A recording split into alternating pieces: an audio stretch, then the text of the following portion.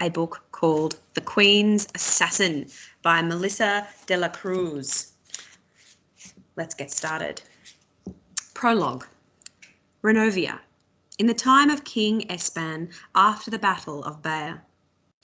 "The king is dead! Long live the queen!" A frail elder from the village of Nanin began the chant from where she stood, hunched at the back of the crowd, her left hand grasping a worn walking stick. She raised her free hand to point one crooked finger towards the place and shouted again, louder this time, voice scratchy and breaking from the effort. "The king is dead! Long live the queen!" At first the others gathered were afraid to speak of the sovereign's death prematurely, as to do so had been a treasonous offence under former monarchs, but this old woman had weathered too many seasons to fear the truth. She lifted her stick and brought it down with a bang as she said it one more time, with all the breath she could muster. "The king is dead! Long live the queen!" A small child joined next, and the crone's words began to spread the way wind gains force in a storm. Faintly, and then all at once, until all the people around her were shouting, "The king is dead! Long live the queen!" It became a demand. The people of Renovia wanted answers.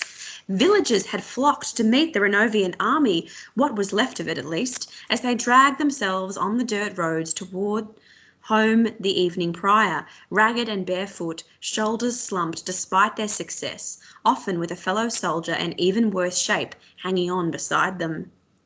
The soldiers confirmed that yes, their beloved king, who fought by their side in battle against the Ephrazian monks, had indeed been killed.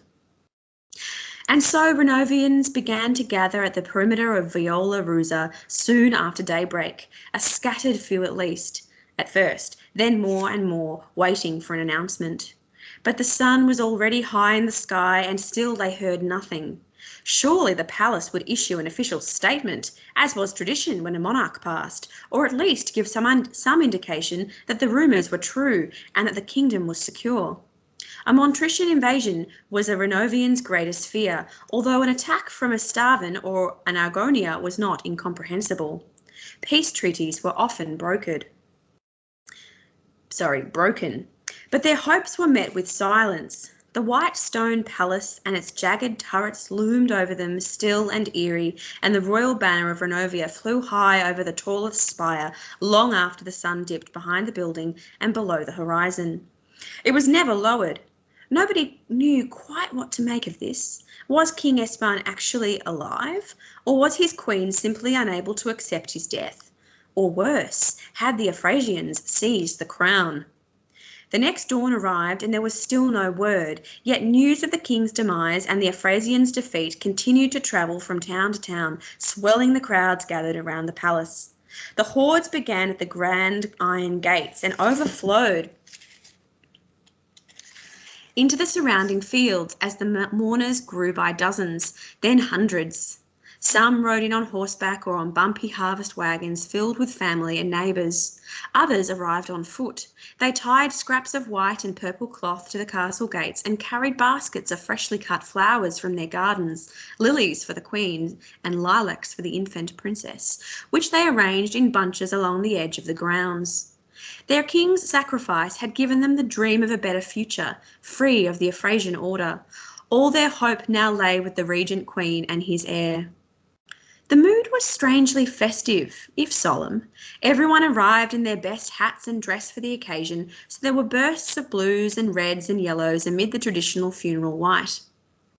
They looked less like mourners than a rich garden in full bloom. Old friends were reunited, children ran between their parents' legs, chasing one another around in circles. After all, it was rare for so many from so far to gather together, and they had the longed-for defeat of the treacherous Ephrazians to celebrate, even though the victory had come at great cost. Still the survivors revelled in recounting King Espan's valiant final moments for the crowd, all swearing they'd witnessed it with their very own eyes, how after taking on an entire company of men by himself, their great king was cut straight through with a long sword at the top of a knoll, a magnificent sunset ushering him into the next world. And how, within seconds of the king's death, the Ephesian monk who felled him had met his own end, thanks to Grand Prince Aloud, the king's younger brother, who lunged towards the monk, his blade shining in the setting sun, slicing through the traitor's neck. When the last of the Ephesians retreated, fleeing into the woods surrounding the abbey, the strongest of the king's remaining soldiers gathered their fallen, including the king himself, onto makeshift wagon beds and hitched them to the few horses they could find. A parade of the departed, led by their slain king, was en route to the capital city's catacombs. All those they passed could see King Espan was well and truly dead. Yet the palace remained silent. On the fourth day after the Battle of Baya, late in the afternoon, Queen Liliana finally pushed the edge of the curtain aside from one of the high-arched windows in her private quarters.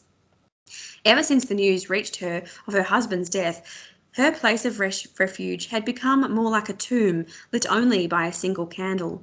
Even the jangle of the metal curtain rings was jarring. Her head throbbed.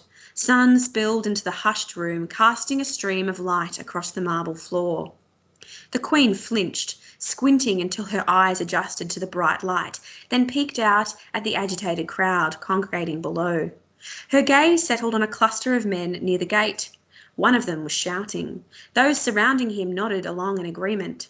He gestured wildly towards the castle, punctuating his words with flailing arms and pointed fingers. "I need to speak to my people, Holt," the Queen said. "Assure them that I am their true queen, even if I am not from Renovia." She'd hardly slept since her husband led his army for Baya Abbey to quash the Ephesian uprising, nor had she left her lavish rooms. This was precisely what she'd feared when he set out. She'd implored him not to go, but Espan insisted the men needed their king. It was his duty. He was, above all else, a man of honour, a leader in the truest sense, but now he was gone, and she was left behind to pick up the pieces. Still, despite private grief and public turmoil, Queen Liliana managed to remain as poised as always. Her ebony hair remained perfectly wrapped in a high braided bun, and her deep purple satin dressing gown flowed effortlessly from her shoulders to her slippered feet. Only her face betrayed her fatigue. Usually traced in smoky kohl, her eyes were bare and swollen from crying. Her deep brown skin was wan and dull. Silver trays of food sat untouched on her tea table. She'd only nibbled at the corner of a single slice of bread the night before in order to appease her counsellors before banishing them from the room. All except one. Known commonly as the King's Assassin, Cordon Holt was the Crown's personal advisor and commander of Renovia's security forces, as well as the King's dearest and most trusted friend. As such, he'd been tasked with guarding Queen Liliana while King Espan was away. Holt was the only person the Queen had allowed in her presence since news of Espan's death was delivered by Grand Prince Aloud on the evening of the battle.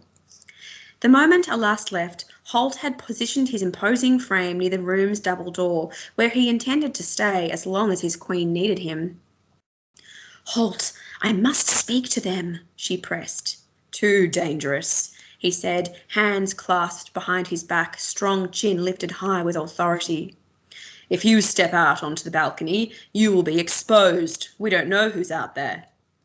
Eyes wide, she turned to him. "You told me those wretched rebels had been purged, that Ephesians were finished." For the most part, he thought. He kept his expression as neutral as he could. "Yes," he said carefully, "but there are almost certainly sympathisers remaining. There always are." She snapped the curtain shut, drowning the room in darkness again. "Then my husband died for nothing?" Holt sighed, shifted his feet. In a rare moment of weakness, his confidence faltered a bit. "It was not for nothing. The loss we have suffered is a great one, but the realm is secure, at least for now. There is still a kingdom left to inherit. That is far from nothing." She stepped away from the window. "And what of the rest? Where are the scrolls? Were they recovered?" He stammered. We don't, unfortunately. No, Your Majesty, we don't have them." He kept his hands behind his back and his eyes on the ground to avoid agitating her any further. "Yet. he added. What do you mean you don't have them? She shouted. Holt clenched his square jaw. He reminded himself that she was still recovering from a complicated delivery just a few weeks earlier. Without the scrolls, these monks aren't purged. They've only been set back. She began pacing the plush cream rug, violet waves of fabric fluttering around her. They'll keep coming for me. They're relentless. As long as I'm alive, I'm in their way. Am I to be prisoner here forever? What use is living in a kingdom of fear under constant threat? Holt had never seen her so out of sorts. He was unsure whether she was even speaking directly to him or anyone. They've attempted to kill me once, that we know of, and there are rumours of other plots. They'll never stop coming, never. How long until they get to the baby? She stopped pacing to stare at him as if she expected an answer. He didn't have one to give her.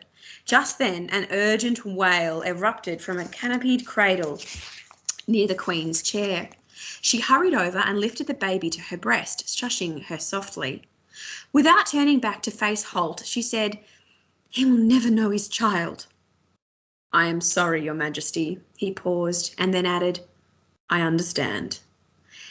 At that, she looked at him, clear-eyed, focused, almost as if a spell had broken. Of course you do, she said, softening her tone. She walked to the window again and drew back a corner of the drape to peek out at the crowd, still cradling the baby. An ivory silk receiving blanket trailed over her shoulder and down her back. What shall we do now? She asked him quietly. He didn't respond right away. What could he say? There were never guarantees, especially not in a time of war, and the rebels had been relentless in their pursuits of the royal family, determined to eliminate the rulers as well as any possible heirs.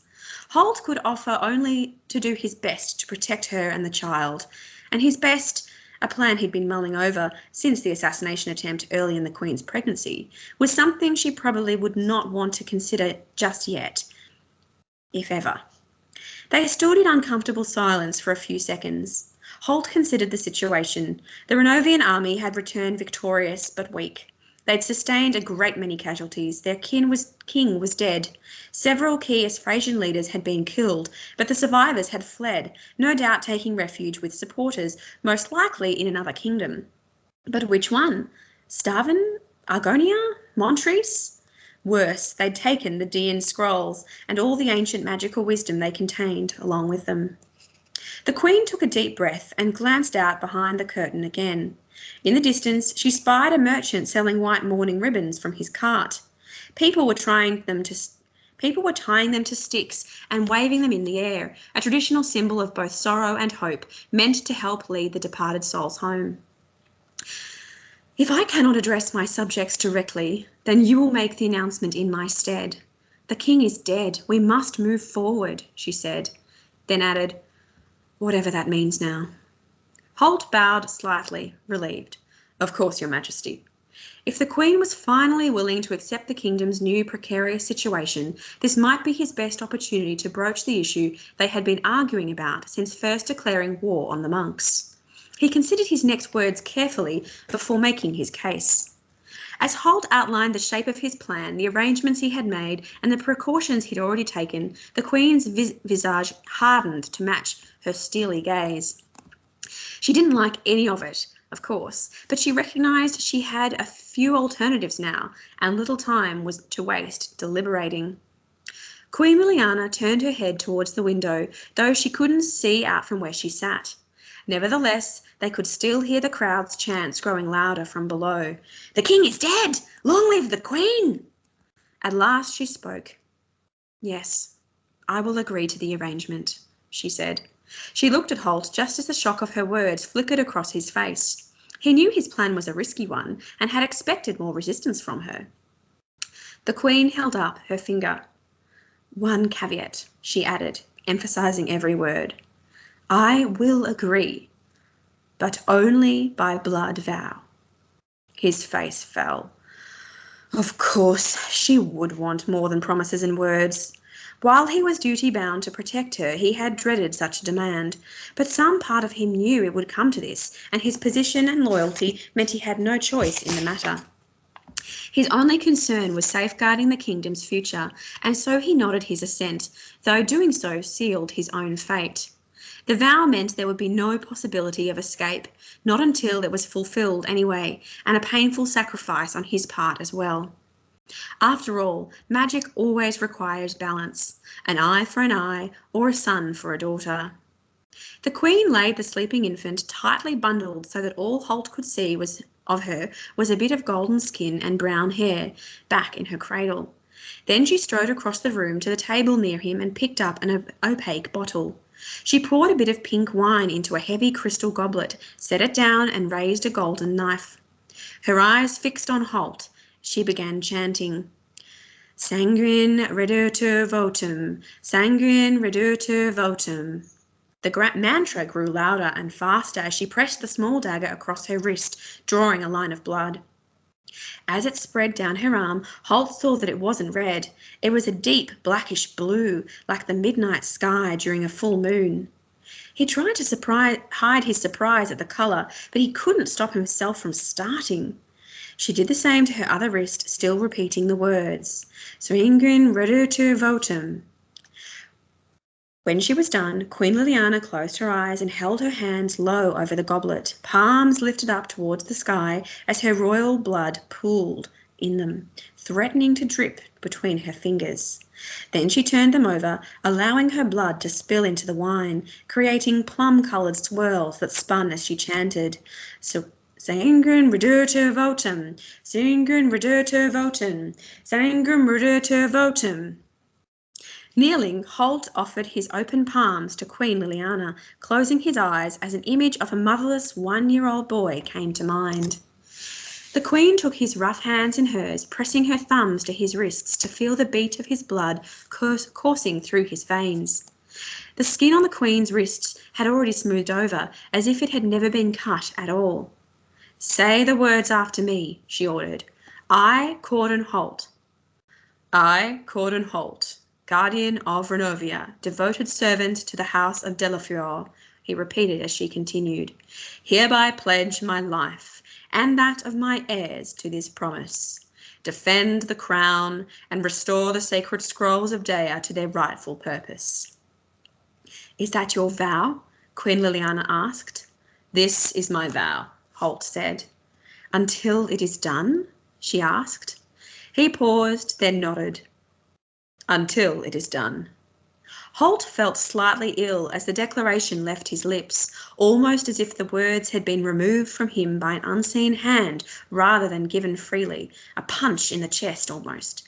But before he could grasp it, it was gone. The Queen released his hands and handed him the goblet. He accepted it, willing himself not to hesitate, and drank of her royal blood.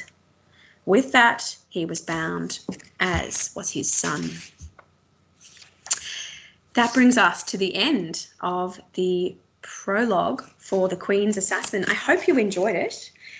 If you're interested in reading this book, please let me know and we can organise for it to be added to the school library. See you next time.